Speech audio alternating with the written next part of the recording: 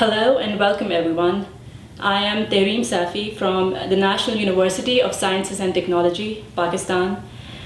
Today's discussion topic is going to be the energy issues, especially with reference to the US energy policy and its geopolitical impact on international relations. And later we will talk about a brand new initiative of National University of Sciences and Technology called the Global Think Tank Network. And I will ask my eminent guests to give their comments on it. We are very pleased today to be present in the office of Mr. Noam Chomsky. He needs no introduction.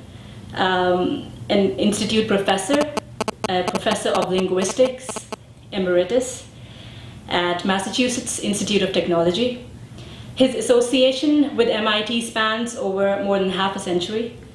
He has been described as the father of modern linguistics, a leading intellectual, philosopher, a political activist, a renowned critic of US foreign policy, and probably the most widely quoted and interviewed intellectuals living today.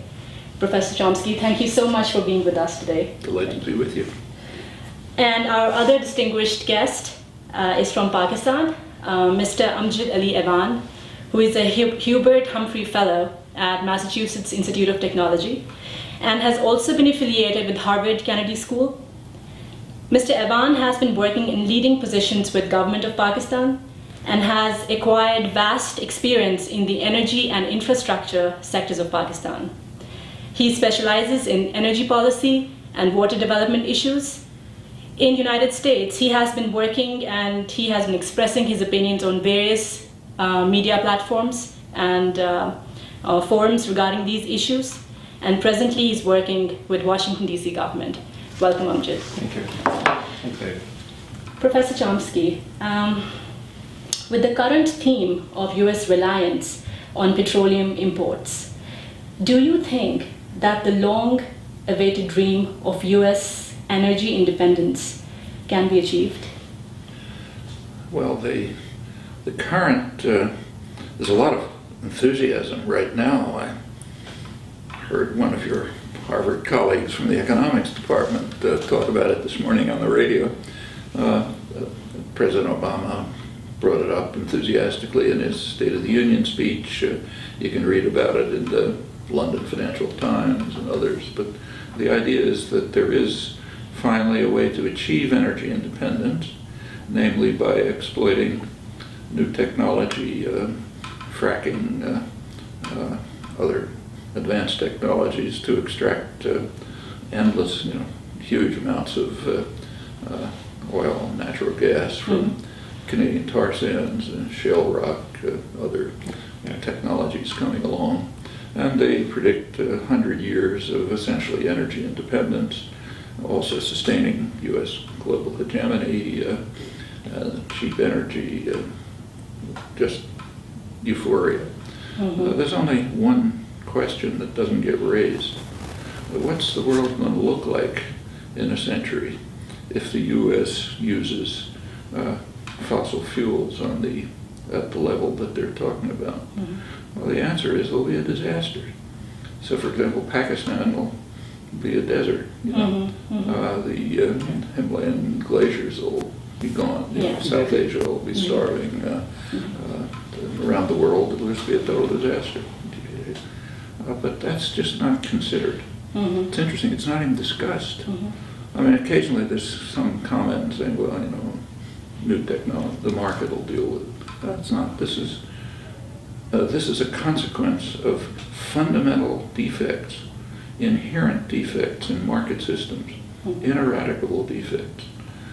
In a market system, you're supposed to, say, you and I make a transaction, you sell me something, you sell me a car, let's say.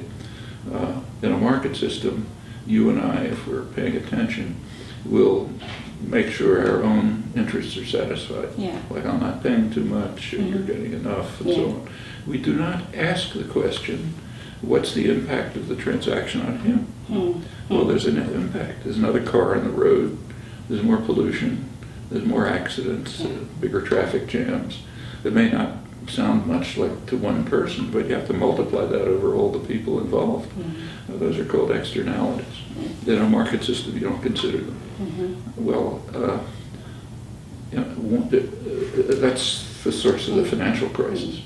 When Goldman Sachs makes a complicated transaction, risky transaction, if they're paying attention, they cover their own risk, but they don't cover the effect of what's called systemic risk, that if they get in trouble, the whole system crashes.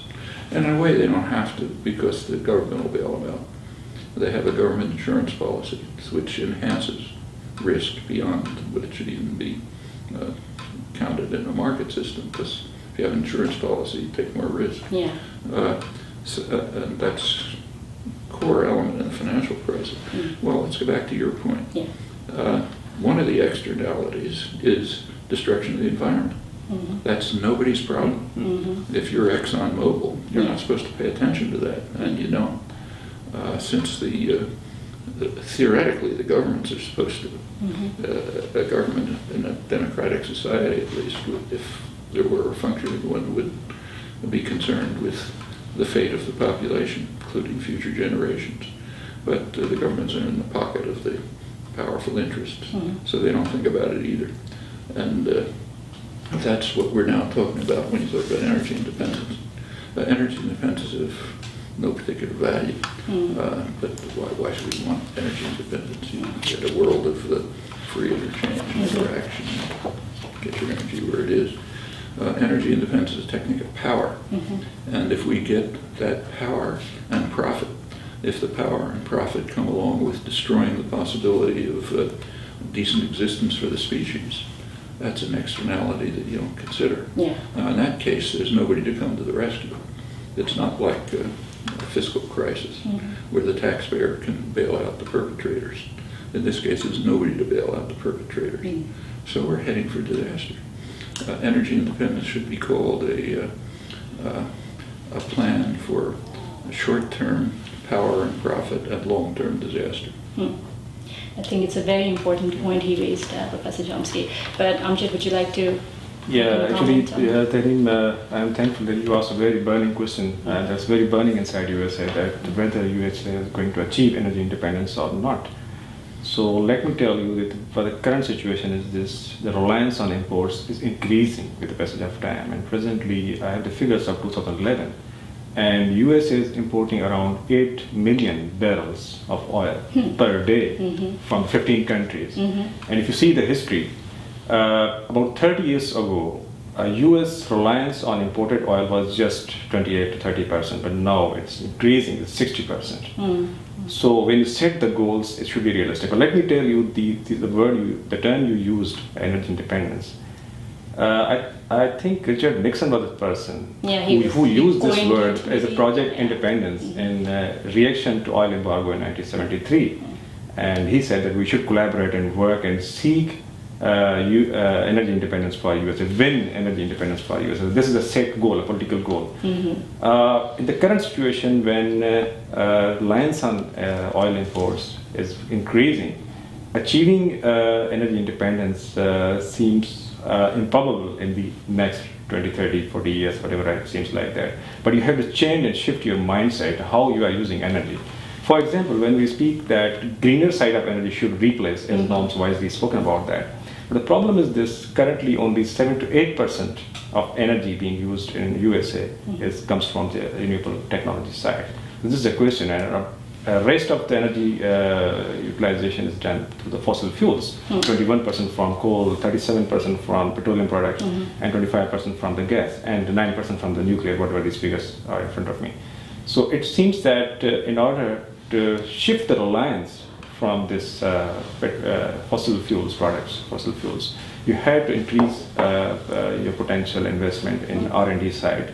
And I remember that in 1973, during the embargo period, the one interesting thing that happened at that time was that the R&D activity suddenly increased. And that factor actually moderated the oil prices, because the mindset was changing.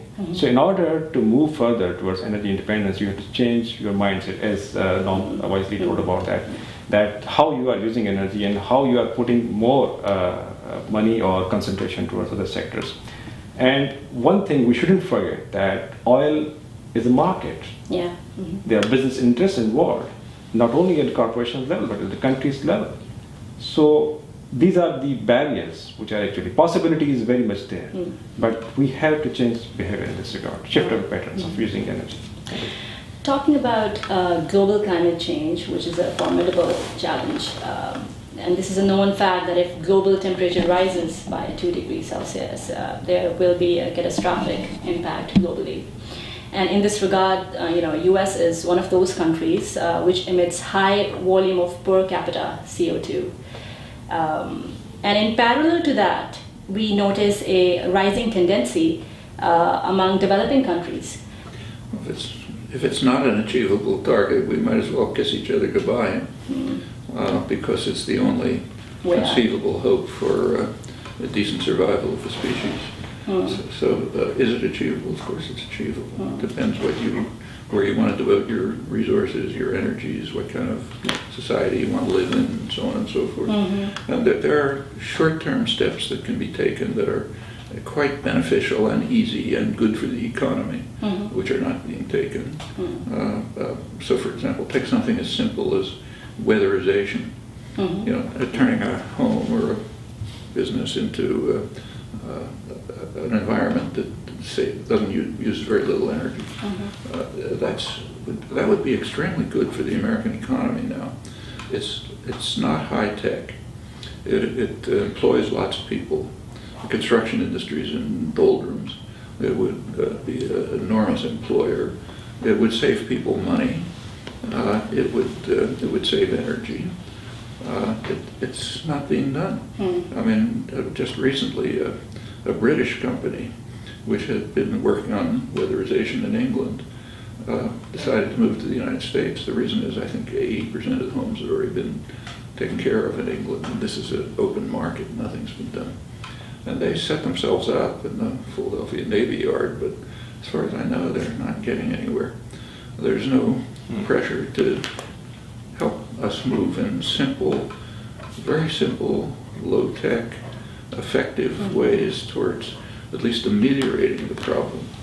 And as I said, the literal euphoria about coming energy independence is calling for, from the highest level, the president down to the economics departments and the press and so on, is let's use massive fossil fuel energy and make it worse. Yeah. But are there things we can do?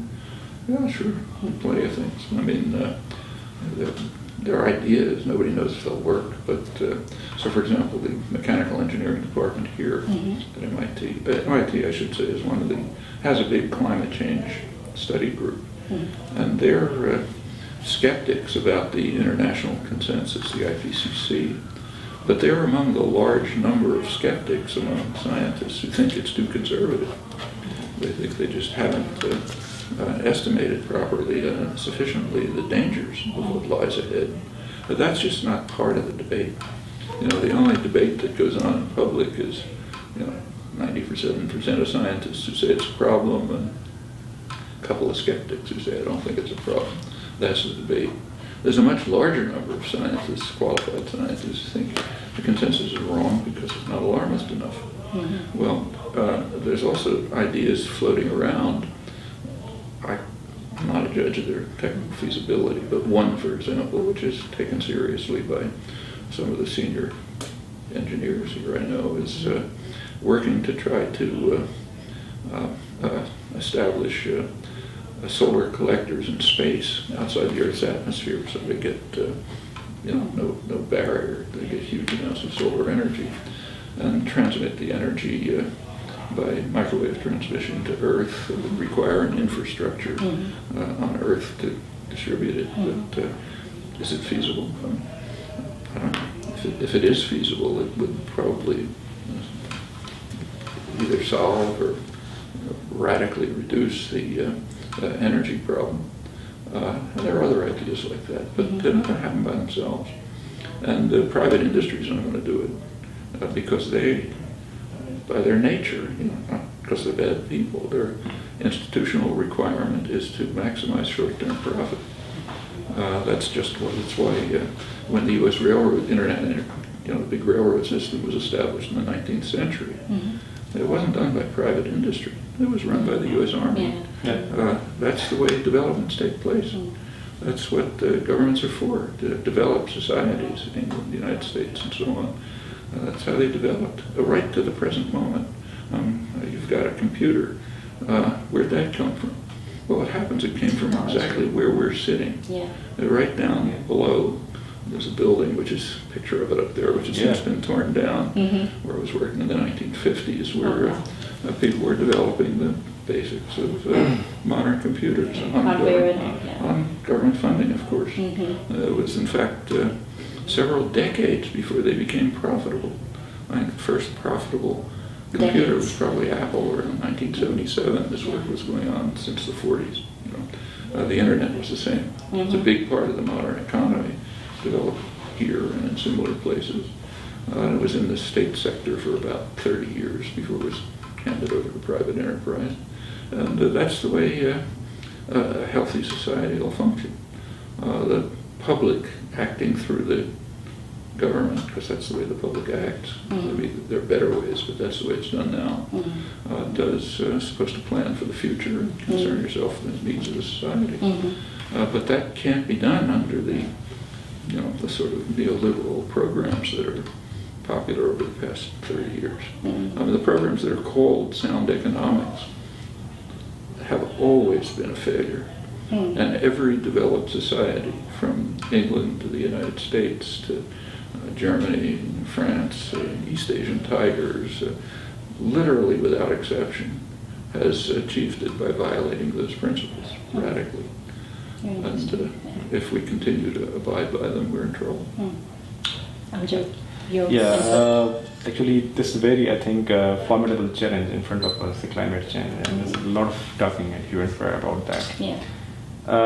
I fully agree with Professor Noam when he said that these targets, climate change targets, are ambitious but achievable. For example, President Obama has set the target of reducing CO2 emissions by 80% by up to 2050. So this target seems ambitious, but the way things are going, it's achievable in a way. But how we can achieve this target? There are two broad modalities that we can apply. The first, to replace the existing technology, fossil fuel, black technology, whatever you call it, with the green technology. And if you see, since last 20, 30, 40 years, the process is very slow. It's not very fast. It's not replacing very fast the black technology with the green technology. The second option is this: if you are not going to replace this through the green technologies like solar and biomass, etc., second option is to adopt the ways with this trend of working, with fossil fuels. In this regard, the technology, I will name it as CCS, we call carbon capture and sequestration. This is the technology that has nothing to do with a new thing, but it actually captures the flue gases and the CO2 emissions right before the emissions go to the environment.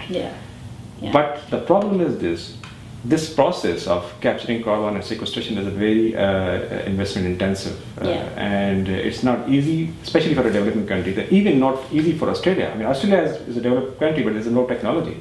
So first of all, we have to break the barriers of technology transfer to other countries. If we expect that some countries should react positively, then we should reduce these barriers, technology barriers. That's a huge subject. We should reduce the cost and how the cost of certain technology can be reduced through putting more in R&D side. And through creating the magic of economic of scope and economic of scale, whatever you call. But this is the way we can do it. At the moment, CCS technology is working. The possibility is there. Affordability is not in our control. So in future, if we are not going to change our patterns, the role of coal in energy consumption is increasing or is stagnant at this level. We have to put and deploy this technology, CCS. And we had to work on reducing its cost. Third important thing I would like to mention that we have to regulate our demand in such a way. For example, there are many ways of putting energy efficiency at the consumption side and at the generation side. And conservation of energy, because if you take a holistic view of energy utilization or usage over the world, I don't think it's an energy efficient way of doing things. There are a lot of possibilities in this regard, that you can adopt more better ways of regulating your demand and working more on efficiency side to reduce the demand in such a way. And last, I think when we are talking about environment, we should take care of environment as well. Yeah. If you see the patterns of deforestation in Amazon area and other areas, it's escalating. So we have to control this thing, and in order to rebuild the environment of the earth, we should put more investment, more concentration and effort towards deforestation side, or putting more greener things in this regard. So these are the factors on which we can work and achieve the climate change targets, which are very much achievable but are ambitious to achieve. Let's go to the other side of the globe, Pakistan, and you know that we are right now facing this huge crisis, energy crisis in Pakistan. And we know that 80% of oil needs are met through our imports. Do you think that this is the single most important factor resulting in the existing energy crisis in Pakistan? And could you also talk about some of the pivotal institutional faults in the energy sector of Pakistan? This is a huge question. Talking about energy crisis of Pakistan is a huge question. But one thing I would like to mention about the typical nature of Pakistan's energy crisis that you may better understand. It's not a crisis like that it emerged and you put off and it vanished forever. It is a recurring crisis. In 1994, we had 2,500 megawatt shortage. You introduced IPPs and the crisis was gone, but actually not, because we are taking these things tactically in a very narrow scope, not in a broader scope. We have to differentiate one thing. There's a difference between power crisis and energy crisis. This is the energy crisis that we are facing in the country. It includes other sectors of economy as well. For example, your oil exploration planning, your energy trade, the way you are using energy, and the primary energy resource planning, your indigenous resource development planning. This all comes in the ambit of energy planning. But what we are doing, we are putting only new capacity, and we think the mystery is solved. The things are not working like that, so we have to differentiate one thing. Second thing that we are making mistake is that we should differentiate. When we are proposing something to manage energy crisis, the modality is different. When we are doing something for larger scope, to work for the energy security, that's another thing. The modality is altogether changed. We have to differentiate. Energy security. That energy security is a big thing. It's a larger thing. For example, putting off this energy crisis, 4,000, 5,000 megawatt. I think if you take care, what are the reasons behind this crisis? Your collection system, revenue collection system is not working in the country. Okay, your oil and gas sector is stagnant since last 30, 40 years. There's no major breakthrough in that. And there are other factors responsible. You have no money actually to purchase oil for the people and for the IPPs to work on that. So first of all, we have to manage. And I think 2,000 to 3,000 megawatt will come out of that. But you have to be tactical in that. But you cannot afford to be tactical while managing energy security in a larger scope. While managing energy security, you have to work on your indigenous resources. I remember that in 60s, 60% or 50% of Pakistan's power generation was through indigenous resources from the hydro sector. And at that time, Pakistan's economy was booming. At the current, we have only 33% of energy comes from the hydro resources. So whole the energy mix plan has been bungled and it's not working. And it happened gradually and we were silent about it because we couldn't diagnose where the fault lies. The fault lies in the energy side. You have to be very strategic in that. And the way we are managing this is going more tactical. Let's talk about solutions, as Professor Chomsky, AMJAD has pointed out. Do you think that countries like Pakistan, who are facing energy crisis, they should tilt more towards indigenous fossil fuels? What do you think about it?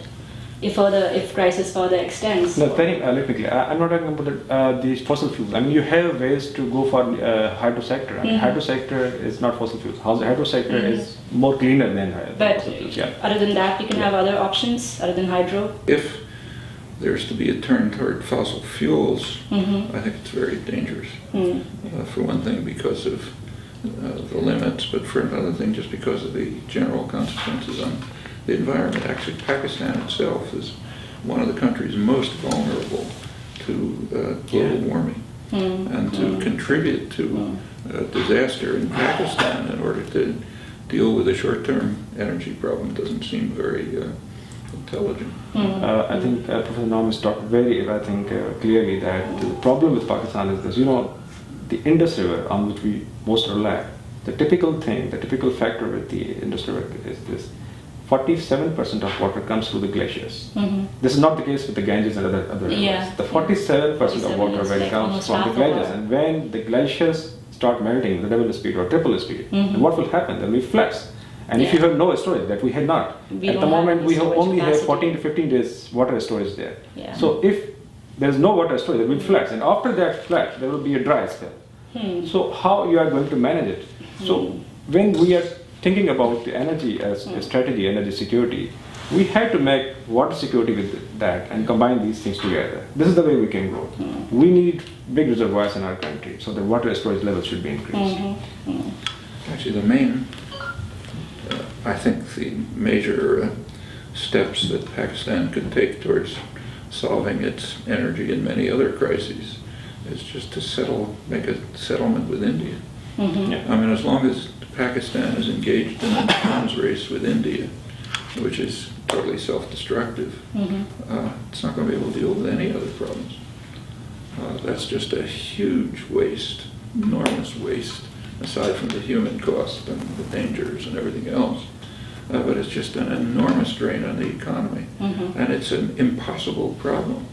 There is no way for Pakistan to match Indian military strength, and to keep doing it is totally insane from the point of view of both countries. And these are problems that can be solved. They're not energy problems. And one thing I will second that. I think in future, if you think that environment is a global subject, energy is a part of that. You have to recognize that energy is also a global subject. And the first thing you have to start is to managing energy at regional level. I mean, you have to be like that.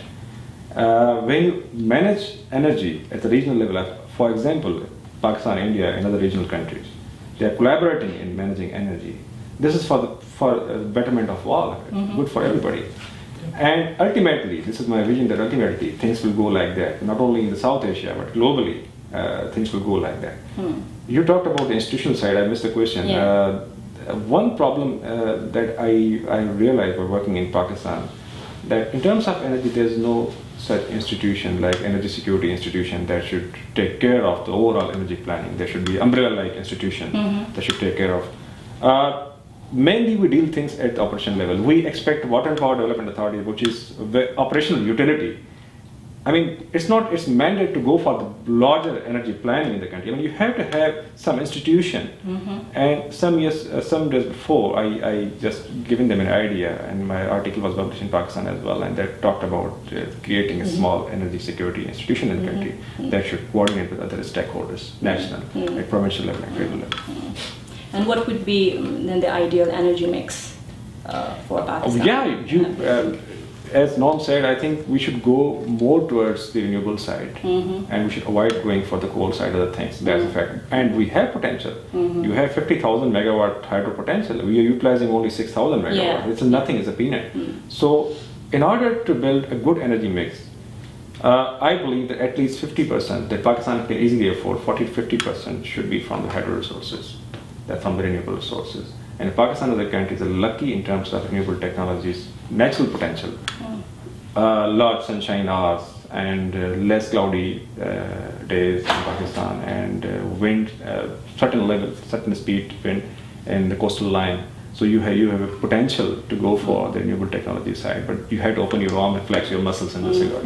What do you think? It's going to be like a last question of our discussion today, Professor Chomsky.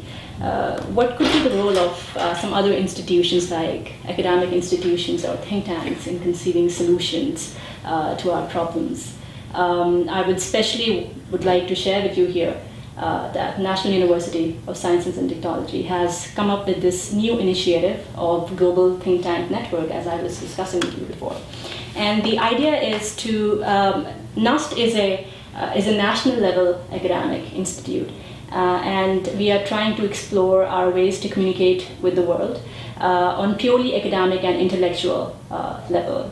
And we are very much interested in starting an intellectual sort of dialogue with the international community, especially with the top academic leadership in the United States. We see United States as a great role model for higher education that can be replicated. Could you comment how and what do you think could be the ways to build a strong and a very positive relationship on an institutional level or an intellectual level? If we could have some sort of like a collaborations, let's say, between MIT and NUST. And would you be interested in having some of your input in this initiative to strengthen US-Pakistan relations on a very firm basis? But I think it's a fine thing to do, but I think there are other problems. You said that the United States is a role model, which it was. But the United States is in the process of destroying its system of higher education, systematically, consistently destroying it. You can read it in the newspapers every day.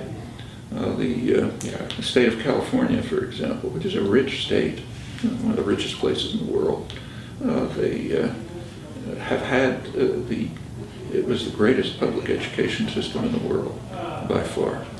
Community colleges, state colleges, great universities. It's being systematically destroyed, literally. The state college system is being so devastated that it's announced that next year it will not be able to bring in any students unless there are major budget changes. The great universities, Berkeley and UCLA, are essentially being privatized. They're going to turn into Ivy League colleges pretty soon, not serving the state. Community colleges are being devastated. I just, an hour ago, had an interview with a community college teacher from Arizona, which had a pretty good system. It's being wiped out. They're moving to online courses, which sounds good, except that it loses a large part of education. And a lot of education is talking to your peers. It's just interaction. You walk down the halls here, or any decent, I'm sure, at your university, and people are working together. That's the way you learn. You don't learn by listening to somebody talk to you from, 1,000 miles away and copying the notes. Furthermore, the online courses are not really being taught. They're being managed by cheap labor, adjuncts, graduate students. So you think the quality of education is being compromised? Yeah. I mean, the state colleges in the United States are actually closing departments in engineering, computer science, and nursing because they're too expensive to run. Well, those happen to be the programs in which there are jobs. But if you take a corporate approach to a university, you regard it as a business operation which is supposed to produce students at the lowest cost. Well, okay, so you don't think about these things. So there are other externalities. So it's a role model, but one that has to be changed, and that has to do with the role of academic institutions. I mean, it's a place like MIT, let's say, or Harvard, others. One role is to create the knowledge and technology and understanding of the future. Another role ought to be to play a part in educating the population, not just your students, but the population at large, to bring about the kind of understanding of the kind of issues you're raising that nobody else is going to do. I mean, if the only thing that people hear is propaganda from the American Chamber of Commerce, the American Petroleum Institute, and so on, well, they're not going to think that global warming is even a problem. And in fact, the level of concern in the United States is remarkably low, because that's what people hear. And I think that the educational institutions have a broader responsibility. They have a responsibility to their own students and to technology and science, but a much broader one. And that should be true on the international level too. So for example, in the United States in general, as I'm sure you've experienced, nobody knows anything about the outside world. It's a very insular society. Very insular society. And you can see why. I mean, you go almost anywhere in the world, say Europe, If you travel 100 miles from any place in Europe, you're in a different culture. They're talking a different language. I mean, here, if you go from where we are, Boston, you go 3,000 miles to Los Angeles, it looks exactly like where you came from. The same stores, slightly different accent, but barely same interests. Exactly.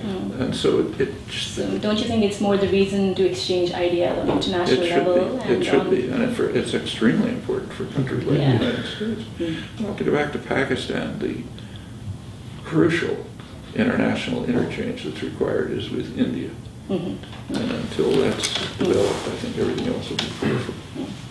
AMJAD, your final words? Yeah, I think you talked about the think tank. I think when I assess the situation in Pakistan, not only in terms of energy but overall management of the things, I think professionals can play a major role in this country if they are trusted and leadership is shifted, or at least they should be in the wavelength.